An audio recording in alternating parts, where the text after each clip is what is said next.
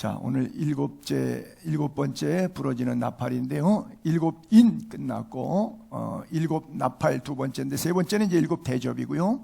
그 일곱 나팔 가운데 마지막 일곱 번째 나팔입니다. 사실 8장부터 시작했는데 길게 갔어요. 8장에는 네 가지 재앙, 진노가 재앙이 바다에 떨어지고 강에 떨어지고 땅에 떨어지고, 그래서 4분의 1이 죽고 3분의 1이 죽고 이런 엄청난 재앙의 사건들이 있었고요. 또 9장에 가가지고는 5번째, 6번째, 10장에 가서는 갑자기 막간 중간 사이에서 두루마리를 주시고 받아 먹으라. 입에는 달지만 행동으로 옮길 때 배는 쓰다. 그러나 나라와 민족과 백성 가운데 이 복음을 예언하여야 하리라. 그래도 천국 복음을 증거해라. 복음을 전하다가 당하는 어려움, 예수 믿는 것 때문에 핍박도 있지만 말씀을 들을 때는 굉장히 기분이 좋아서 은혜가 임하니까 입에는 단 것 같지만, 그러나 그것을 삶으로 옮길 때에 있잖아요. 귀로 설교 들을 때는 힘이 나고 그렇게 살고 싶은 의도가 생기는데, 이것을 일주일 동안 삶에 적용할 때는 힘들단 말이에요. 그럼에도 불구하고 그것을 시행해서 끝까지 구원을 완성해내야 된다. 그리고 그 대표적인 인물로 두 증인을 내세웠던 것이 이 11장 전반부였고요. 그 다음에 이제 11장 후반부에 가서 드디어 마지막 나팔인 7번째 나팔이 울려 퍼지는데, 문맥 배경으로 보면 계속 재앙들이 쏟아지는데, 7번째 재앙은 더 상상할 수 없는 엄청난 재앙이 쏟아질 줄로 알았는데, 그게 아니라 세상 나라가 망하고 그리스도의 나라가, 하나님의 나라가 임해서 믿음을 지킨 사람 상 받고 그렇지 못한 사람 멸망하고, 하나님이 좌우 교통 정리하시는 것이 바로 7째 나팔이기 때문에 우리에게는 놀라운 기쁨의 날이요, 은총의 날이요, 제가 늘 말하는데 페이데이, 월급날이 울려 퍼지는 나팔이 바로 7째 나팔이다. 그렇게 보시면 좋을 것 같아요. 자, 그런데 이 7째 나팔이 이제 세상 나라가 가고 하나님의 나라가 영원히 주권이 바뀌지 않는 나라가 오는데,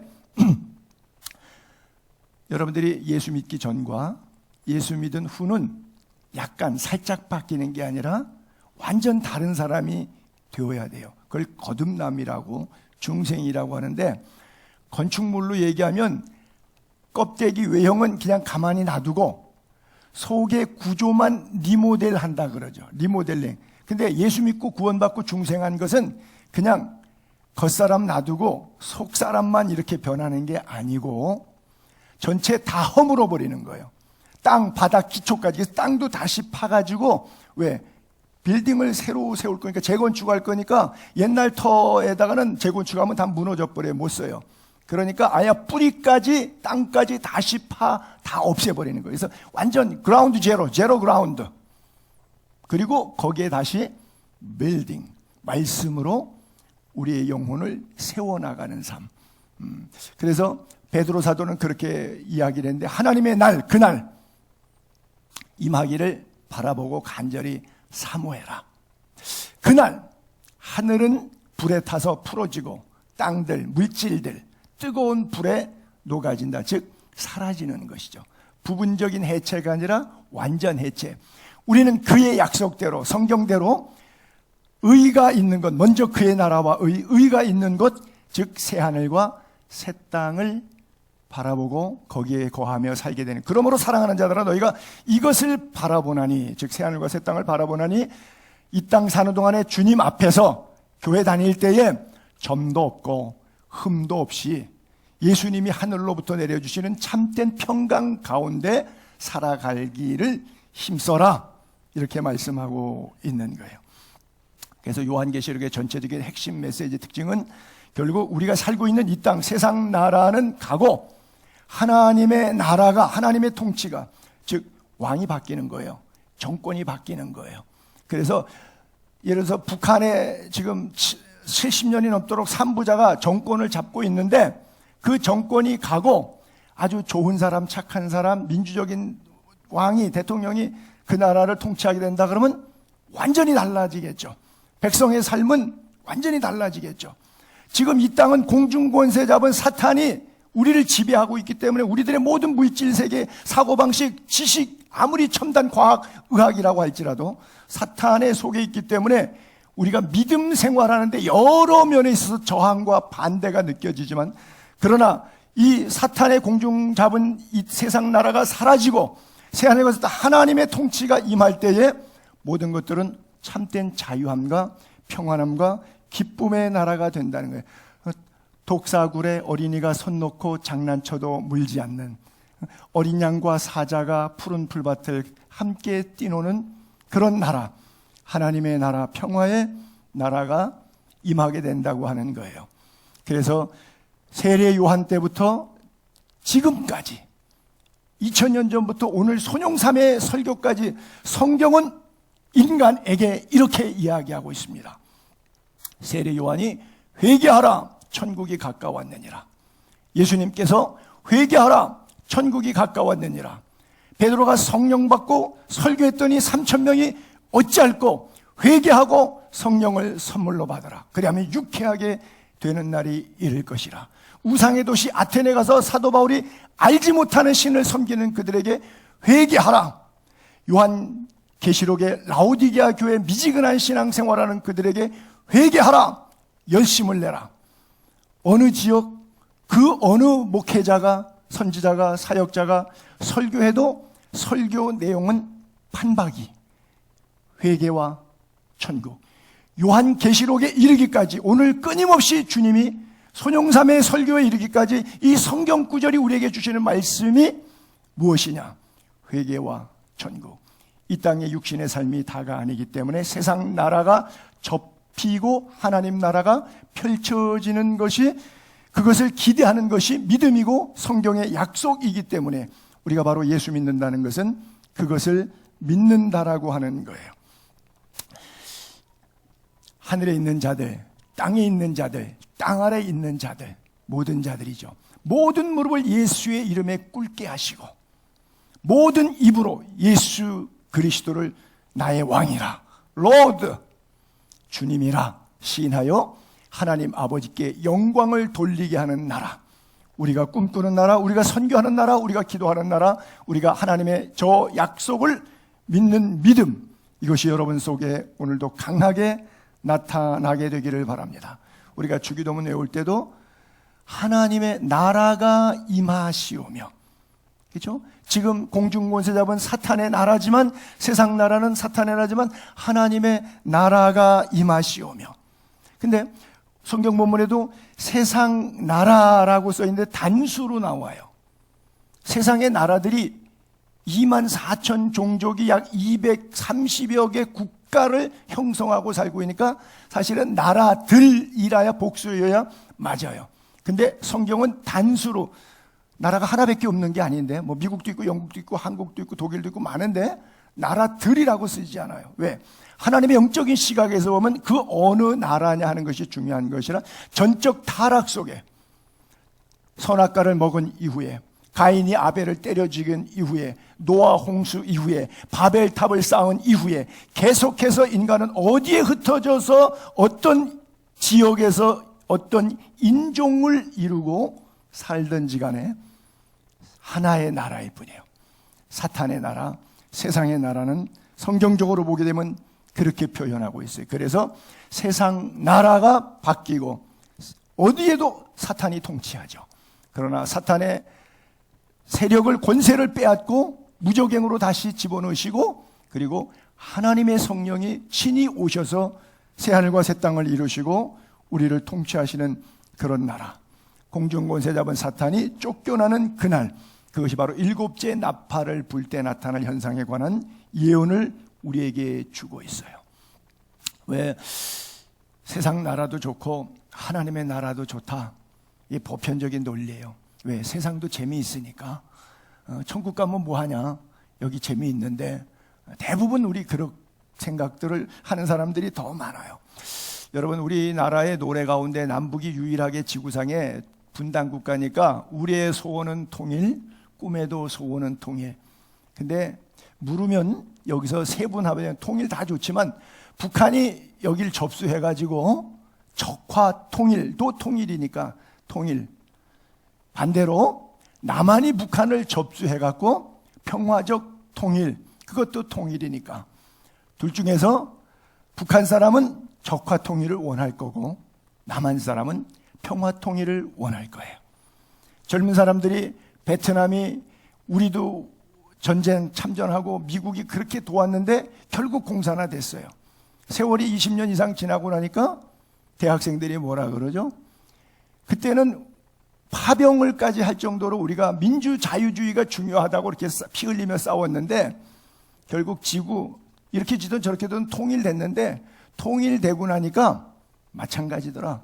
그러니까 남한도 이념적으로 통일에 대해서 싸울 거 없다. 적화되면 어떻고 평화되면 다 쓸데없는 거다. 결국 통일되면 우리의 다음 세대는 다 좋아지는 거다 라고 말하는데 제가 볼 때 베트남이 더 좋아진 것 같지는 않아요.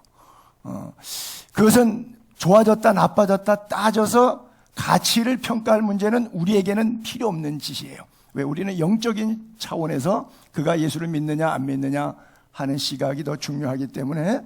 그러나 육신의 삶에 있어서는 그렇죠? 먹고 입고 시장 자유 경제와 그 삶의 민주주의를 누리는 데 있어서는 좀 차이가 있겠지만 그러나 영혼하고는 관계가 없는 것이겠죠.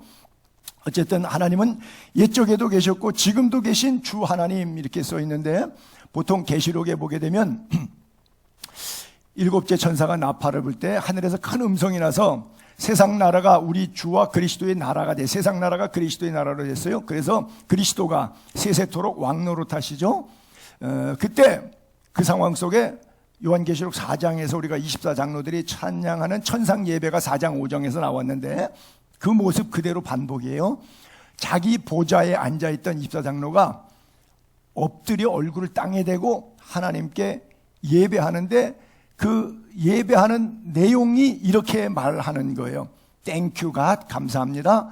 옛적에도 계셨고 지금도 계신 주 하나님, 곧 전능하신 하나님이시여 친히 큰 권능을 잡으시고 왕노릇 하십시오. 즉 우리를 다스려 주십시오. 그동안은 사탄이 세상 권세가 공중 권세 잡은 세력이 우리를 다스렸는데 이제는 떠나가고 주님만이 나의 영원한 왕, 우리를 다스려 주십시오 라고 말하는 거죠. 근데 요한계시록의 앞쪽에 보게 되면 1장과 4장에 보면 이제도 있고 전에도 있었고 장차 올 자요 이렇게 써 있어요.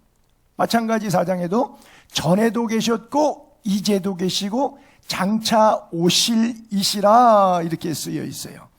근데 오늘 본문에는 옛적에도 계셨고 지금도 계신 그리고 미래에 오실 예수님에 대한 기록이 없어요. 그것은 왜 그럴까요? 지금 예수님 재림하신 이후의 상황이 전개되고 있는 예언이기 때문에 그래요. 이제 주님이 오신 겁니다. 세상 나라는 가고 그리스도의 나라가 주님이 오셔서 친히 다스리기 때문에 그렇게 쓰여 있는 거예요. 이때 자기의 보좌에 앉아있던 장로들이 예배하고 경배했다. 24장로들은 바로 구약의 12지파, 신약의 12사도, 즉 구약과 신약의 예수 믿고 구원받은 성도들에 대한 총체적인 인원을 24장로라 그래요. 그들이 뭘 하냐? 예배를 해요. 근데 예배의 전형이 가장 성경에 나오는 첫 예배가 가인과 아벨의 예배잖아요. 근데 창세기 4장 4절과 5절에 아벨과 그 제물은 받으셨으나 가인과 그 제물은 받지 않았다라 그러는데 헬라어에 보게 되면 받으셨다라는 글자는 이데라고 하는 단어를 썼거든요. 근데 이데라는 데는 테이크, 받았다는 뜻이 아니라 헬라어로 말하면 봤다는 뜻이에요. 봤다. look, 봤다는 거예요. 그 다음에 받지 않았다라고 하는 것에 앞에 된 자를 붙였는데 된은 부정사예요. 그러니까 간다, 안 간다. 먹었다, 안 먹었다. 안 자를 붙이는 거 부정사예요. 된 그리고 에딕세라 그러는데 에딕세는 이대 봤다의 일회적 과거분사예요. 무슨 말이냐면 이대는 현재형 ing니까 계속 그때부터 시작해서 주님의 눈이 한 번도 떨어진 적이 없어요. 나를 6,000년 전에 아벨이 제사 드릴 때 하나님의 시선이 거기에 머물렀는데 ing 계속 진행형이에요. 한 번도 하나님의 시선이 떨어진 적이 없어요. 우리는 살다 보면 그렇잖아요. 내가 은혜가 충만할 땐 하나님의 시선이 나한테 머물린 것 같고, 내가 고난에 있거나 내가 쾌락에 빠져서 하나님 없는 쪽에서 좀 살거나 그럴 때는 하나님이 나를 안 보고 계신 것 같고, 그게 아니라 바로 본다는 저 현재 진행 동사는 지금도 보고 있다는 거예요. 그래서 12서 11장에 가인은 지금도 말하느니라. 하나님이 그의 재물을 증거하시니 아벨이 믿음으로써 지금도 말하느니라. 지금도라고 하는 right now라고 이렇게 써 있거든요. 그러니까 하나님은 아벨을 그때만 보신 게 아니라 지금까지 보고 계시다는 거예요. 그 제사에 대해. 그러니까 성경을 통해서 우리에게 교훈하시는 건데, 중요한 것은 헬라어의 어순 순서에 의해서 아벨을 먼저 보신 거예요. 그 다음에 예배를 드리는 아벨을 보신 거예요. 제물은 그 다음입니다. 가인도 마찬가지예요. 가인을 보시고 그 다음에 제물을 보시는 건데, 거기에 부정사를 앞에 딱 된 이렇게 붙였고, 이 대는 현재 진행형인데 그것을 이례적 과거분사로 바꾸면 에딕세라고 하는 단어를 쓰는데, 그건 뭐냐면 과거에 봤다는 뜻인데, 이 문법에 있어서 제가 신학교 때 강의해야 되는 걸 교회 와서 좀 강의해서 좀 그렇긴 한데 그냥 양해하시고 그냥 한번 듣고 흘려보내시면 돼요. 그냥 들으세요. 과거는 계속적 과거가 있고 일회적 과거가 있어요. 근데 이것은 일회적 과거로 써 있어요.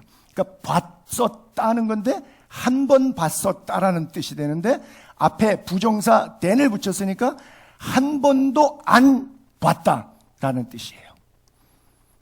그러니까 아벨을 먼저 보시고 그의 재물을 보신 것이고, 가인을 한 번도 안 봤다는 얘기예요. 그러니까 가인을 안 봤는데 가인의 재물은 뭘 보겠어요? 가인 자체를 안 받으셨으니까. 그래서 우리말에는 받았다라고 하는 단어를 하나님의 시선이 머물렀다, 하나님께서 보시고 계신다. 왜? 불꽃 같은 눈동자로 우리를 살피시는 하나님.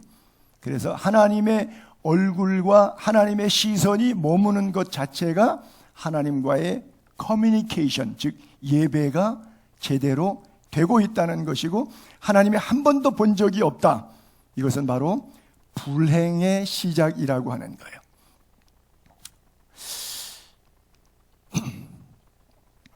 여호와는 그의 얼굴을 내게 비추사 은혜 베푸시기를 원하며, 여호와는 그 얼굴을 내게로 향하여 드사 평강 주시기를 원하노라. 우리가 그토록 목말라 하는 하나님의 은혜와 하나님의 평강이 어디서 오는가? 그의 시선에서 와요. 여러분들의 시선 초점은 어디에 맞춰져 있습니까? 지금 하나님이 여러분들의 생애를 보고 계시다고 생각하십니까? 아니면 여러분들은 지금 어디를 바라보고 계십니까? 마음속에 하나님의 얼굴을 구하는 은혜가 있게 되기를 바랍니다. 그래요.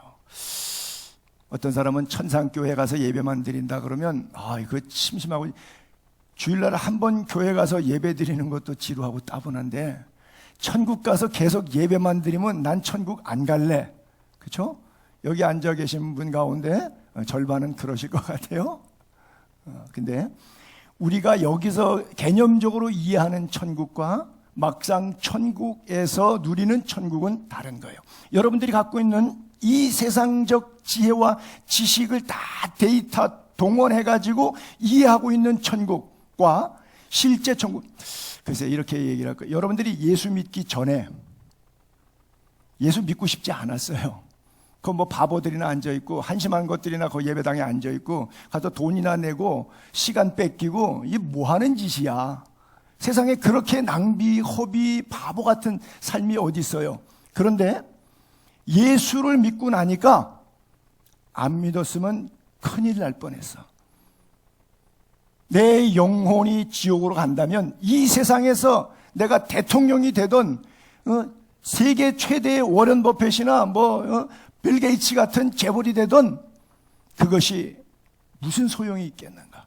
그것을 다 이뤄도 천국을, 하나님을, 내 생명의 주인이신 창조주 하나님을 붙잡을 수 있다면 이걸 무엇과 바꿀 수 있겠는가? 우리 서로 받은 그 기쁨은 알 사람이 없다. 이건 표현할 길이 없고 어떤 지구상의 형용사로도 내 마음을 나 이렇게 좋아라고 형언할 길이 없는 거예요. 예수 믿기 전에는 바보 같은 것이 예수 믿은 이후에는 가장 좋은 것으로 변화된 것처럼 지금 우리가 세상에 살면서 아직 누리지 못한 천국에 관하여 아무리 목사가 설명하고 성경에 써 있는 구절을 100번을 읽어도 이해가 잘 안 돼요. 뭔지 몰라. 가서 예배만 드린다 그럼 나 안 가고 싶어. 그 정도란 말이죠. 누구를 만나서 저보다 한 서너 살 많으신 분이에요.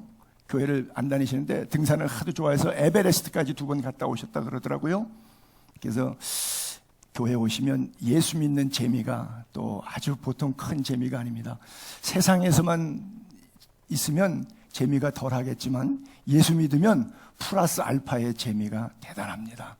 그랬더니 그분이 툭 하는 얘기가 세상은 더 재밌어요. 그렇죠. 당연히 세상은 더 재밌죠. 그분에게는 아직까지는. 여러분들도 그랬잖아요. 세상이 더 재밌지. 교회는 그 바보들이나 가갖고 돈 시간 다 뺏기는 그런 멍청이들만 앉아있는 데죠. 그렇죠. 목사가 사기치는데 종교 장사꾼들인데 그 협잡에 놀아나가지고 완전히 인생 종치는 거예요. 그렇게 보편적으로 생각하고 살았는데 성경을 읽고 성경 속에서 하나님이 내 인생을 만나주고 내 삶을 변화시켜서 내 가슴에 세상 나라가 가득 찼는데 내 가슴에 그리스도의 영이 임하고 그리스도의 나라가 임한 다음에 내 영적 시각이 열려서 하나님 나라가 보이고 내가 거기서부터 왔고 다시 거기로 돌아갈 건데 이 땅에서 70년 100년 사는 삶 속에서 눈이 어두워서 세상 때문에 세상 나라의 공중권세 사탄의 세력이 나를 장악하고 있어서 내게 욕심 주어서 내게 정욕 주어서 죄의 달콤한 유혹을 주어서 그것 때문에 열려진 하늘을 보지 못하고 살았는데 성경을 통해서 하늘문이 열리고 나니까 달라지는 거죠. 그래서 우리 서로 받은 그 기쁨은 알 사람이 없게 되는 거예요. 하나님의 얼굴이 여러분에게 비춰지기를 바랍니다. 그러면 성경 읽는 게 행복하고 기도 시간이 기뻐요. 은혜 받은 사람이 불렀던 찬송가 가사를 그렇게 쓴 사람이 있잖아요. 내 기도하는 1시간, 그때가 가장 귀하다, 그때가 가장 즐겁다. 솔직히 말해보세요. 1시간 기도하라 그러면 세상의 고역이죠. 차라리 노가다 하는 게 낫죠. 그렇죠? 왜요? 아직 그리스도의 나라가 내 가슴에 임하지 않으니까 주님과 쏙닥쏙닥 대화하는 게 별로 기쁘지 않아요. 연애 시절 사랑하는 사람과 빠지면 늦은 밤까지 대화하고 집에 돌아가서 새벽까지 또 전화통 붙잡고 대화해도 시간이 짧아서 그 다음날 아침에도 또 만나고 싶은 것이 사랑하기 때문이라면 하나님의 말씀, 하나님과 영적인 교제, 기도의 시간, 내 기도하는 그 시간, 일주일 동안 살면서 예배하는 주일의 그 1시간이 너무나 소망 가운데 기다려지고 또 기다려지고 기다려질 수 있는 은혜가 있다면 이미 그 사람의 가슴에는 하나님의 나라가 있기 때문이고 그렇지 않다면 반대이기 때문인 거예요. 여러분들의 왕은 누구십니까? 그리스도의 나라가 되어 그리스도가 세세토록, 그분이 세세토록 왕노릇 하시리로다라고 24장로들이 찬양하고 있는데 그 장로들과 같이 구원받은 우리 성도의 찬양, 내 입술의 찬양과 고백이 되고 있습니까?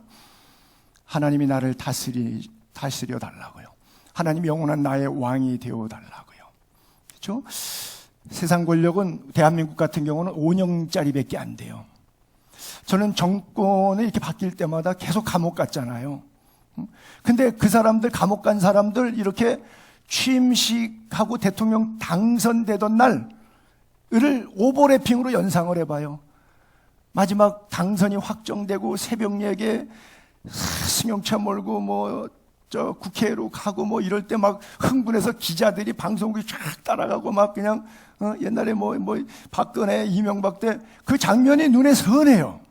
막 흥분해가지고 기뻐가지고 자기가 5년 뒤에 감옥 갈 거는 그 그림하고는 매치가 안 됐어요. 전혀. 세상 권세는 그런 거예요. 상상도 못했죠. 지금 뭐 양산에 가 계신 분도 거기서 지금 한 달이 넘도록 꽹가리 치고 북치고 살인자야 뭐 감옥 가라 뭐 살 수가 없을 정도로 5년 전에 그가 그거 상상이나 했겠습니까? 뭐 5년 후에 윤석열 씨도 뭐 별반 다르지 않을 거예요. 뭐 역사는 똑같이 갑니다. 뭐 전혀 틀리지 않게 가요. 다 똑같이 가요. 그 다음 사람도 마찬가지로 갈 거예요. 세상 나라는 그렇게 가는 나라예요. 그러나 바뀌지 않는 나라, 권세가 바뀌지 않는 나라, 왕이 바뀌지 않는 나라, 그 나라의 삶을 이 땅에서부터 누릴 수 있게 되기를 바랍니다. 여러분들의 영혼이 하나님과 함께 살고 주 안에 서 있게 되기를 바랍니다. 그래서 다니엘서는 내가 또 밤에 환상 중에 보니까 다니엘에게 예언의 환상이 임한 거예요. 인자 같은 이가, 즉 예수 그리스도, 하늘 구름을 타고 와서 재림이죠. 그래서 세상 나라를 정복해서 그리스도의 나라를 만드는 거죠.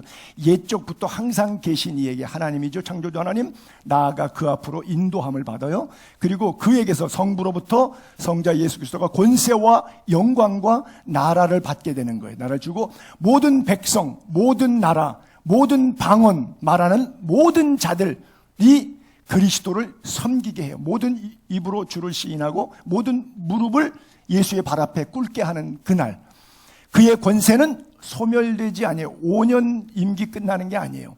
영원한 권세예요. 그의 나라는 멸망하지 아니할 것이라. 왜? 세상 땅이 아니라 하나님의 나라이기 때문에. 그래서 세상 나라를 뛰어넘는 은혜 여러분 속에 경험되기를 바랍니다. 이방들이 분노하며 주의 진노가 내려와서 죽은 자들까지 심판하는 거죠. 선지자들, 성도들, 작은 자든 큰 자든 누구든 주의 이름을 경외라고 하는 단어는 사랑과 두려움이라고 하는 단어에 합한 거예요. 예수 그리스도를 사랑했고 예수 그리스도를 두려워했고 은혜와 진리, 사랑과 공의, 경외 속에 담겨져 있는 거예요. 그들에게 뭐예요? 상 주시며 할렐루야. 이게 월급날이라는 거예요. 여러분들이 예수 믿으면서 당한 고난과 환난, 역경이 있다고 할지라도 이날 바라보면 그 고난을 감내할 수가 있어요. 그러나 반대로 땅을 망하게 하는 자들은 망하는 날이에요. 벌 받는 날. 누구는 상 받는 날이고 누구는 벌 받는 날. 그러니까 똑같은 날인데 어떤 사람은 그날 상 받을 거예요. 어떤 사람은 그날 벌 받을 거예요. 그렇죠? 이에 하늘에 있는 하나님의 성전이 열리고 하나님의 성전을 지금부터 보는 은혜가 있게 되기를 바랍니다. 여러분들이 영적인 눈이 열려서 하나님 나라, 천국, 하나님의 성전이 보이기를 바랍니다. 그래서 그 안에 하나님의 언약궤가 보이고 번개, 음성, 우레, 지진, 큰 우박이 있더라. 즉 심판에 대한 상징들, 표현들로 이런 재난의 요소들을, 천재지변들을 기록하고 있는데 하나님의 언약궤에 관한 것만 제가 따로 띄어서 여러분에게 한 시간 또 말씀을 드리도록 하겠고요. 이 유사한 구절이 바로 이런 거예요. 마지막 세상 나라들에서 어찌하여 세상 나라들이 분노하며 어찌하여 세상 이 민족들이 헛된 일을 꾸미는가. 기독교 말살 정책 같은 거. 세상의 군왕들이 나서서 또 관원들, 참모들이 좋은 아이디어를 다 내놔갖고 기독교 말살 정책을 만드는 거죠. 여호와와 그의 기름 부음 받은 자를 대적하며, 이해하기 좀 난해하지만 행정명령을 통해 갖고 강권적으로 종교의 자유를 박탈하는 것도 이런 양태 가운데 하나 부류입니다. 기독교인들이 예를 들어서 법이 없으면 뭐 코로나 걸려서 죽던, 코로나 안 걸리고 살던 그 종교의 자유에 맡겨서 하면 좋겠는데 무조건 안 된다. 왜? 너희들이 거기서만 사는 게 아니라 거기서 예배드리고 밖에 나와서 일반 예수 안 믿는 사람들하고 교제권에 있기 때문에 오염시키기 때문에 그것을 차단하기 위해서 너희들이 교회 가는 것도 안 되는 거다 라고 하는, 굉장히 90% 안 믿는 사람들이 들으면 맞는 얘기죠. 100번 옳은 얘기죠. 타당성이 있죠. 투표하게 되면 당연히 그건 찬성표가 던져지는 거죠. 그러니까 내놓는 헌법적인 행정명령적인 그 구조가, 세상 나라는 바로 이방 나라이고 세상의 군왕들이고 거기에 대한 세상적 지혜를 가진 관원들이 법령을 만들어내기 때문에, 꾀하는 거기 때문에. 그래서 복 있는 사람은 악인의 길을 걷지 아니하는 게, 죄인의 꾀를 따라가지 않는 건데 이 꾀를 따라가는 것이죠. 3절, 우리가 그들의 맨 것을 끊고 그의 결박을 벗어버리자 하는도다. 즉 기독교인들의 카르텔과 같은 믿음 공동체를 해체시키자. 그리고 십자가로 묶였던, 은혜의 사슬에 묶였던, 십자가로 하나 된 그 울타리, 이것을 벗겨버리자, 해체시켜버리자. 세상 나라들이, 세상 군왕들이 그렇게 안 되는 거예요. 근데 그것을 위에서 하나님이 내려다보시죠. 세상 나라가 기독교인들을 박해하는 것을, 그리고 하나님이 하늘에 계신 이가 웃으시며 주께서 그들을 비웃으시리라. 잠깐 놔두지만, 지들이 득세하는 것 같지만 세상 나라 가고 하나님의 나라, 그리스도의 나라가 임하기 때문에 결론이 나와 있으니까 녹화 방송을 보듯이, 생방송을 보면 아직 결론이 안 났으니까 조마조마하고 긴장감 속에서 불안해하지만, 결론의 승리를 알고 보는 프로그램은 녹화 방송이기 때문에 전혀 신경 쓸 거 없는 거죠. 왜? 지금 지는 것 같아도 결론은 이긴 것으로 끝났기 때문에, 드라마가 이미 시나리오가 결정되어 있으니까. 이것이 하나님이 성경을 통해서 우리에게 주신 분명한 약속이에요. 이것을 믿음이라 그래요. 그래서 믿음이 없이는 하나님을 기쁘시게 하지 못해요. 그래서 하나님께 나아가는 자는 반드시 두 가지, 하나님 살아계시다는 것 믿으시기 바랍니다. 그리고 두 번째, 결국 거기에 대한 합당한 열매, 상급을 하나님이 주시는 분이라고 하는 것. 그래서 자기를 찾는 자들에게 상 주시고, 자기를 박해하고 대적하고 멀리하는 자들에게 벌 주시는 하나님이시다, 믿게 되기를 바랍니다. 그래서 요한계시록 3장 빌라델피아 교회도 박해가 많으니까, 능력은 작은데 세상은 커요. 그렇잖아요. 제가 이런 얘기를 하다 보면 꼭 맨날 그 여의도에 사셨던 큰아버지가 생각이 나는데, 내가 가진 세상적인 가치 기준의 능력은 작아요. 그는 어마어마해요. 그러니까 작은 능력을 빌라델피아가 가졌으니까 작은 능력으로 거대한 권력을 가진 세상의 복음을 전하니까 이게 안 내키는 거예요. 그래서 결국은 세상이 부럽고 부러워서 세상처럼 탈법, 불법, 배교하면서 살고 싶은 거예요. 왜? 거기에 먹을 떡이 더 많으니까. 그래서 뭐라 그래요? 내 면류관을 빼앗지 못하게 하라. 결국 면류관이 작은 능력 속에서 범사에 감사하여 하나님의 의를 이루고자 믿음으로 결단했는데, 입에는 달았는데 배에 들어가니까 행동으로 옮기는 과정 속에 너무 부러운 게 많은 거예요. 막 실족하는 거예요. 내가 믿으려고 이렇게 애썼던 것이 다 허사 아니야. 이거 저 사람 뭐 예수 안 믿어도 나보다 100배는 잘 사네. 뭐 이래갖고 내 마음이 막 불편하기 시작해서 면류관이고 뭐고 그냥 믿음이고 뭐고 다 때려치고 배교하는 경우가 말세로 가면 갈수록 더 많아요. 당장 교회가 그렇잖아요. 얼마나 많이 축소되고 있습니까? 유럽 교회 이미 사신신학, 이게 뭐예요? 신은 죽었다. God was dead. 이게 신학 사조인 거예요. 민중신학, 하나님이 중심이 아니라 인간이, 사람이 중심인 민중신학. 해방신학, 해방신학의 저변에 뭐가 있죠? 동성애를 하던 뭐를 하던 프리덤. 누가 나를 차별하고 제지할 거냐? 성경에 뭐 하지 말라? No. 성경책 찢어버려, 불태워버려. 왜? 인간이 나서 사는 동안에 자유롭게 사는 것이 가장 행복한 에피쿠레스 학파의 삶인데 왜 인간을 자꾸 제어하는 거야? 네가 무슨 권리로 나를 하지 말라 하라 결정하는 거야? 해방신학이 팽배해요. 물론 그 배경 속에는 여성, 장애인, 약자, 흑인, 병다, 이런 사람들을 보호하자고 하는 대좋은 전제로 깝대기는 씌워놓지만 그 속에는 하나님을 대항하는 의식으로 성경대로 살지 않겠다고 하는 해방주의가 숨어져 있는데, 그 속까지는 못 보고 겉에 말하는 것만 보는 거죠. 차별금지법 같은 것도 마찬가지고요. 차별 금지해야죠. 맞죠. 그러나 포괄적이라 그래서 동성애를 껴놓은 것이 바로 문제라고 하는 것이죠. 하나님의 나라가 속히 임하기 때문에 면류관을 빼앗지 못하게 하라 그랬어요. 여러분, 우리들의 시민권은 하늘에 있어요. 비록 코리안 패스포드를 갖고 있지만 그러나 킹덤 오브 갓, 하나님 나라의 시리즌십을 가지고 있어요. 그럼 천국 백성답게 살아야 돼요. 한국 사람은 한국 법을 지켜야 돼요. 한국 사람답게 살아야 돼요. 미국 사람은 미국 법을 지켜야 돼요. 미국 사람답게 살아야 돼요. 하늘 시민권자는 하늘 시민답게 성서적으로 우리의 율법 전서는 성경이니까 이 법대로 살아야 돼요. 거기로부터 구원하는 자 곧 주 예수 그리스도를 기다려니 그는 만물을 자기의 복종하게 하실 수 있는 자 역사로 우리의 썩을 몸, 죽을 몸, 낮은 몸, 진흙덩어리에 불과한 이 육체 덩어리를 예수 그리스도의 영광의 부활의 몸의 형체와 같이 다시는 죽지 아니하고 사망이나 곡하는 것이나 아픈 것이 없는 형체로 익스체인지해 주신다고 말씀하고 있어요. 왜? 천국 가서 살 때는 이 육체는 썩고 죽잖아요. 그러니까 이 육체는 육체인데 영의 몸이 있고 육의 몸이 있는데 이 육의 몸이 영의 몸으로 익스체인지 하는 거예요. 정확하게 어떤 형체라고는 말할 수는 없지만 이것을 성경은 규정하고 있지 않기 때문에 그림으로 설명하지 않고 있기 때문에 그냥 익스체인지까지만 여러분들이 이해하시면 될 것 같아요.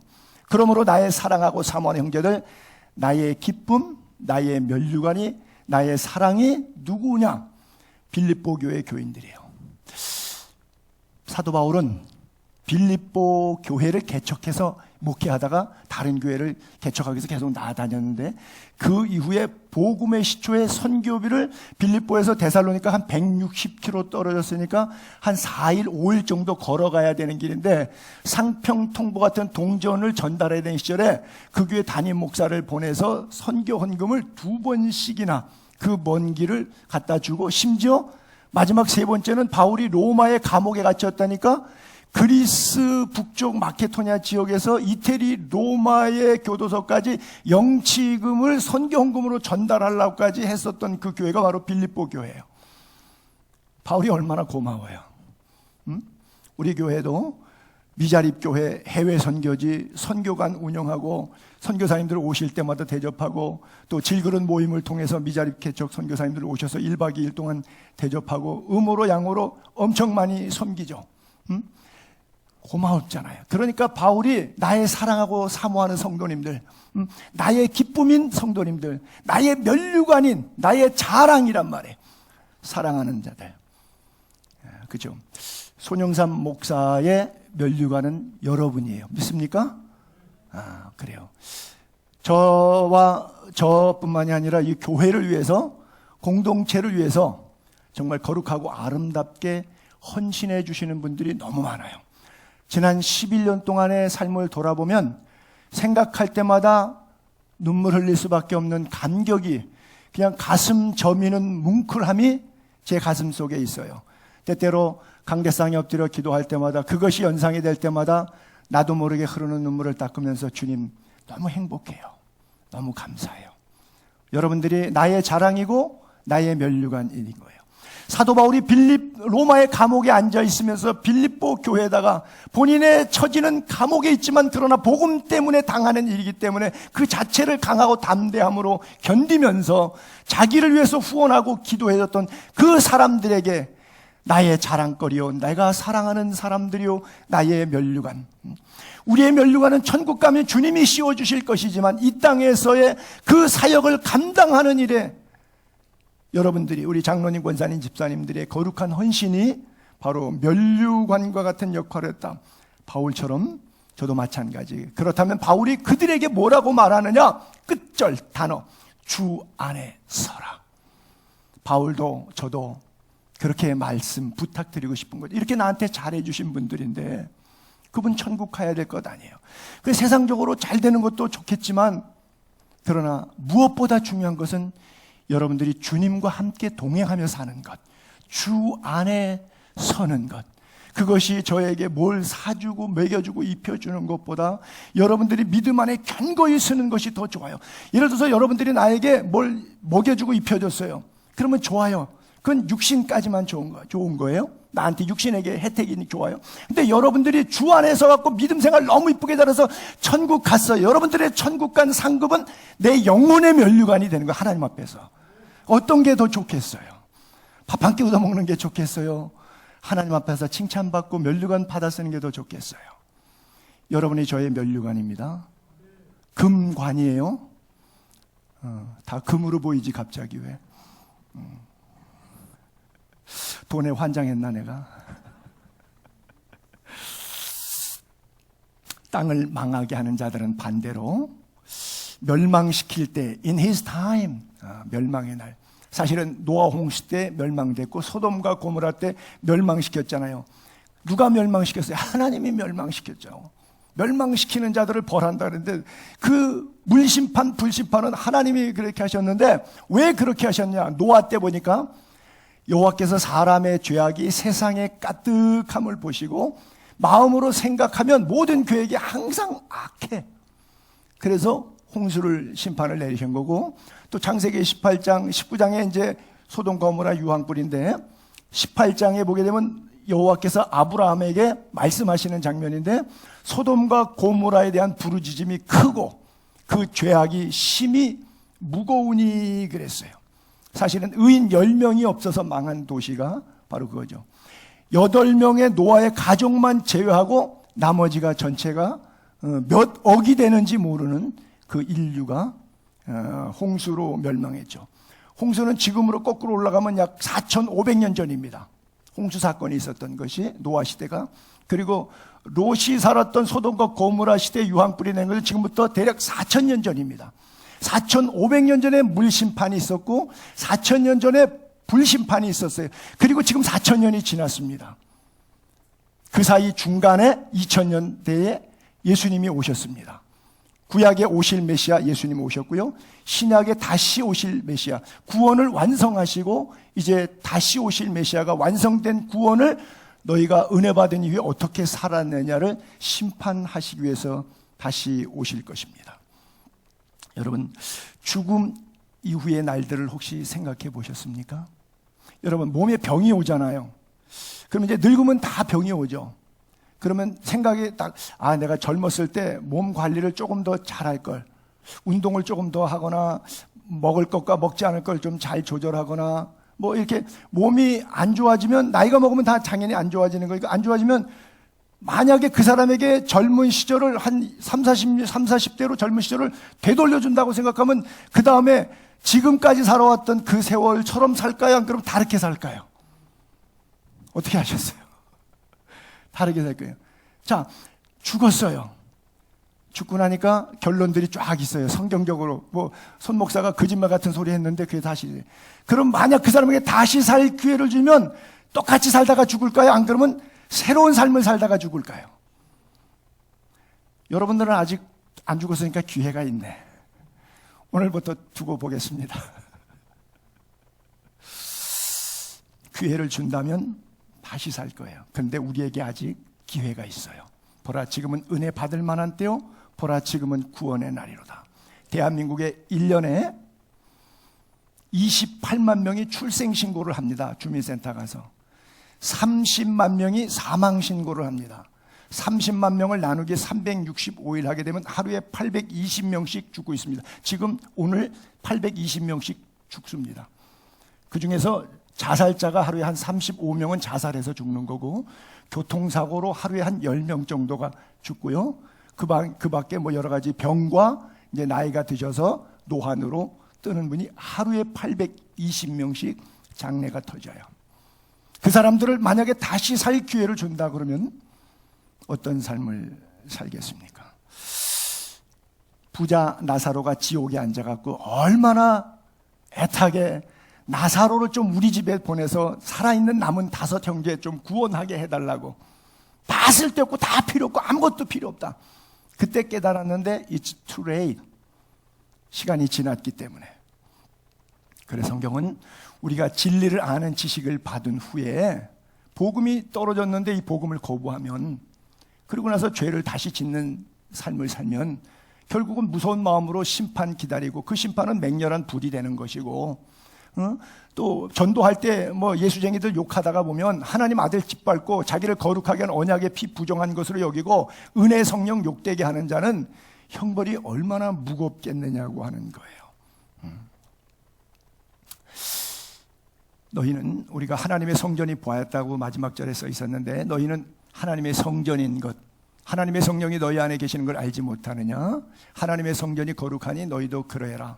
너희 몸은 너희가 하나님께로 받은 바 성령의 전인 줄 알지 못하느냐?